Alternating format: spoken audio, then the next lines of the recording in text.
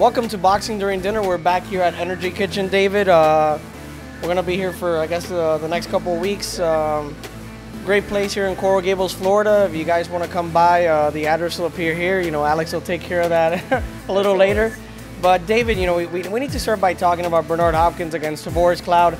And you know, it came to my thoughts on Saturday that we Did really you hurt yourself? that we really didn't give I guess like a bold prediction on the fight, and events leading up to the fight led me to believe that Hopkins is going to dominate and win this fight. For instance, last week in the U.S. Congress, in the Senate, Senator Rand Paul from Kentucky goes in the filibuster. You know, it lasted 13 and a half hours. Sure, yeah. One of the longest filibusters of all time. Not as long as Strom Thurmond's 24 hours. And you're thinking, Armando, where the hell are you going with this? Where this is going. But I should have thought, you know, I should have known that Hopkins is going to win, because if there was anyone in boxing who could be in the Senate and filibuster for longer than 13 and a half hours, it's Bernard Hopkins. I'm going to tell you, as far as comparisons go, that was a reach. That was a real reach. But I admire Armando for going there and giving it his best effort. But Bernard, who, you know, I've interviewed for so many times for so many years, and looks exactly the same as he did, you know, 10, 12 years ago whenever I first met him. It's incredible, David. A 48-year-old goes out and beats a 20-some-year-old champion, Tavoris Cloud, who came into this fight undefeated. Not only does he beat him, but the way he was moving at the end of the fight in the championship rounds is just beyond anybody's thinking in any sport, you know, boxing, whatever, just life. A 48-year-old in life beating down a 20-some-year-old. Unbelievable. I hate to be a guy of hyperbole, but I think defensively he looked sharper in there, as sharp as any fighter who is fighting today defensively. And yes, that means the defensive wizard Floyd Mayweather. I think that Bernard Hopkins looked that good on the defensive end. And you know, Cloud is known as a power puncher. Sure, he got in a couple of shots, but I mean, Hopkins outlanded him 2-1 in this fight and just completely outclassed him from start to finish. I mean, there were rounds I felt like, you know, when you're giving them to Cloud, you're like, yeah, well, he upped his tempo or something like that. But you know, Bernard Hopkins never had this fight in doubt from bell to bell. And you know, outside of Chad Dawson and maybe even a lot of the contenders at 168 pounds, with the exception of Andre Ward, I think he can beat all of them. No, I agree with you. And after the fight, you know, he kind of like leaned over to Ward, and you know, Ward said that what he told him was that no money in the world could get him in the ring with him. You know, it was like an ode to Andre Ward, his greatness, his dominance right now in boxing. But David, you absolutely hit the nail in the head. This guy fought so well defensively, and it wasn't until I rewatched it the next day at work, and I saw him, the way he was like, you know, rolling his shoulder and blocking punches. It was amazing. I mean, he is one of the greatest fighters of all time, and you know, a lot of people don't like him because he's been confrontational at times, and he's made enemies among a lot of writers. I've never had a problem with him. I've always been a big fan of Bernard and his greatness, and you know, covered his fight against Antoine Eccles when I swear to God, at Miccosukee, 500 people showed up to that fight to watch one of the best middleweights. Wow. Because at the time, you know, HBO wouldn't put him on, Showtime wouldn't put him on. He wasn't getting this was on like Fox Sports, America Presents, with Dan Goosen. And, you know, years later, many years later, this guy's still on the top of the boxing, you know, Mount Rushmore of boxing, and he's still getting it done against guys younger. And like you said, I'd be hard to, you know, to name, you know, 3 or 4 guys who could beat him from 168 to possibly cruiserweight. Yeah, it's unreal. I mean, and like you said, with the movement of the shoulders and everything, I mean, Tavoris Cloud had Bernard Hopkins on the ropes several times and couldn't land a punch. I mean, how do you get a guy who's literally in front of you and you can't hit him, you know? And Floyd Mayweather cannot even really say that much, you know, anymore. You know, it was interesting, and I think one of the reasons that Bernard Hopkins has been a controversial figure among boxing writers, some boxing writers, of course, is the fact that he's always felt like he's been trying to earn his due. He made this, you know, comment in the post-fight interview with Max Kellerman that he always felt like James Toney and Roy Jones were, you know, his equals, if you will, but they were always the ones with the TV time, the publicity and everything, the big money fights. Well, Bernard Hopkins now at 48 years old put 15,000 people at the Barclays Center, the largest fight there since the Barclays Center opened up for boxing, and he's like, is he in his prime? I mean, just see. No, and not only that, David. I mean, he, he's had a hard life. He's had a rough life. I mean, this is a guy who went to jail early in his life. You know, let's not say that he had a hard life, because he kind of did that to himself. No, I'm just saying. You know, he grew up, and you know, obviously, you know, he at fault. You know, did some things he shouldn't have. Went to jail, cleaned up his act afterward, and he's lived a pretty, you know, straight life. You know, I've never heard of him getting into trouble outside the ring. Right. The guy's always in tip-top shape. And this is a guy who's taking care of his money. He's not fighting at 48 because he's broke. Right. He's far from it. I mean, he's made money, you know, with promotions, with endorsements, and you know, he's bought apartments in Philadelphia, which he was telling me that's basically his income. Whatever he makes from boxing, it's for, you know, for his kids and their future. And this is a guy who's just had an incredible career inside and outside the ring, and you know, kudos to him. I mean, if you know, for people who you know, who are young right now, and maybe you're not, you know, and I guess in the best state of mind, you know, you're out doing something you shouldn't be doing, you know. You think you can't get your life together? You can get your life together, you know? You can't be Bernard Hopkins necessarily, but I don't think you can be Bernard together. Hopkins, but you can get your act together, you know, whether it's in the boxing ring or outside the boxing ring, you know. Bernard Hopkins is just, I mean, he's first ballot Hall of Famer. He's an institution in boxing, and, you know, I can't say enough good things about Bernard Hopkins. But tonight you will, because we'll move on. We will move on, and you were talking about defensive wizards in boxing, and a guy who didn't fight that well defensively in his last outing, but is one of the best defensive fighters in boxing, is Adrien Broner, who I think just did, you know, used no defense against Gavin Reese because he didn't need to.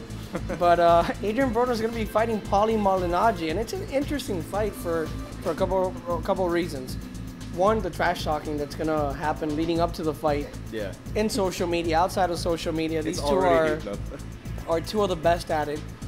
And second, the jump. I mean, this guy's going to make second consecutive jump in less than a year. Yeah. To a way higher division. He's going to be fighting at welterweight. I don't think it's going to affect Adrien Broner much. Do you? I mean, you go from 126 to 147 in a matter of 2 fights.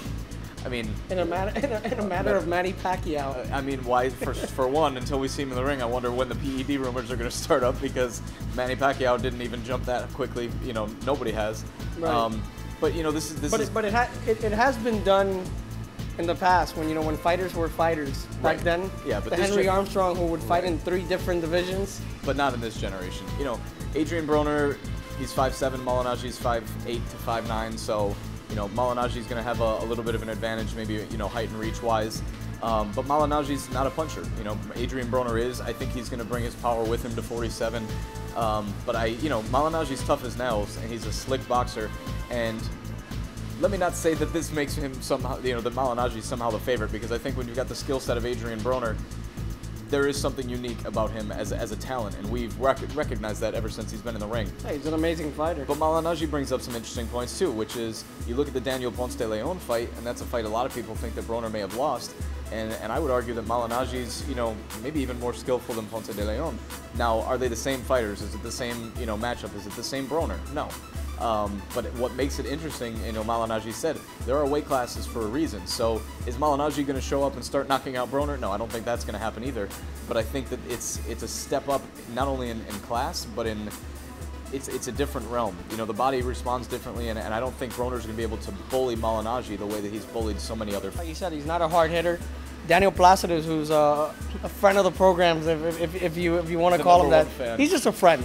And today he wrote to me on Facebook, and he, you know, jokingly said Paulie would knock out Adrien Broner. And I told him, I hope you're kidding. And I just remember when he heard Baby Bull Diaz, who's you know, coming back. And I'll mention something about that because I don't agree with his comeback. Yeah. But I told him, how sad is it that we can't mention? Hey, remember when Paulie knocked out so-and-so? It's when he hurt. But you know, he's not a big puncher, but he's a good fighter. And not only is he a good fighter, he's brave. Because against Miguel Cotto, he fought with a broken jaw. Yeah. When you know, not many people would. First of all, against anybody, not only Miguel Cotto, would go 12 rounds. Much less against Miguel Cotto, who's an action-packed fighter, a guy that's gonna come forward the whole time, especially at that point in his career, and hits hard. But you know, Broner, I think, is a great fighter. I mean, you know, he has all the makings of a great fighter and the skill set. So if you had to ask me right now, I probably would pick Broner, but it's not going to be a walk in the park. Yeah, I've got to agree. And anybody who thinks otherwise, because they've been impressed by the way that, you know, that Broner has beaten up guys like Gavin Reese and Antonio DeMarco. Let's not get this confused that somehow he's about to step in with the same level of opponent in the same level of weight class. Yes, Malignaggi's on the decline, and I think we saw that in his last fight against Pablo Cesar Cano. But Cano's a hell of a tough opponent as well. He's tough. Very tough. You know, yes, I think Broner's going to win this fight, but I don't think he's going to walk through Malignaggi. And if he does, then maybe he really is, you know, ready to be crowned as the superstar he has been brought up to be. And it's going to be a good atmosphere at the Barclays Center. I mean, it was this past weekend with Bernard Hopkins. It will be when Paulie Malignaggi fights there. You know, he has a big following in New York. You know, he's from Brooklyn, and you know, he's going to have his Italian American fans supporting him 100%. So it's going to be interesting. And Broner doesn't, you know, he hasn't made too many fans in boxing. I mean, he's made a lot of enemies. A lot of people in the Twitter world do not like Adrien Broner. A lot of people outside the Twitter world do not like Adrien Broner, and he's one of those guys that people are gonna, you know, watch just to see if somebody knocks his ass out. Right. And Paulie's not gonna knock his ass out, No. but he'll make it interesting. Sure.